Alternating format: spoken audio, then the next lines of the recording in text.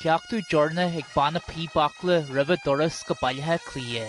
Tá tradiisiún na píbreachta fréimhithe a sílan a lainn, agus chuig ghána dhéagsla ar thráidbháilte acla. Jim lína hain tháinig siad le chéile, agus bhunaigh siad banna acla le chreiste ar chomartas idirnáisiúnta píbreachta. Tá sé inta táhaach go paróiste ar bith go háirithe paróiste is do cosal acail Ileán agus áit túige. Go bhfuil an ceangail sin idir na sráidbhailtí difriúil agus mar as óilgait tá muintereachla tá siad ar fud an domhan agus bheith sé ionach deas tá siúd. Daoine America, daoine in Sassany nó fud na Hórpa, go méidir sin an éiceáil agus go méid sé rátaí ar an telefís gur banna acla tá búlú órán na bhíon. Ní hé an banna ceáil an 10 grúpa uacail a bhés na bhíomh dónaí.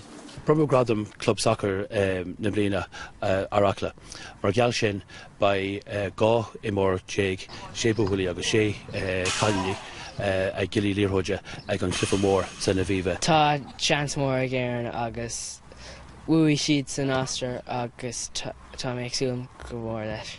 Tá méid agsúil go mór leis. Bhí muid ag an tíomhna an porc agus mar a thugann an líróid amach caiithbud arás go dtí le Ivory.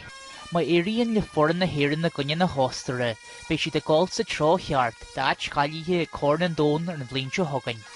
Faoi náma héidir an réitir an nádóg go túsa chuirfinn clíches na bhíomh dónaí, beidh foran soccer na héireann grísaithe chu namarthe ag banna píbachla.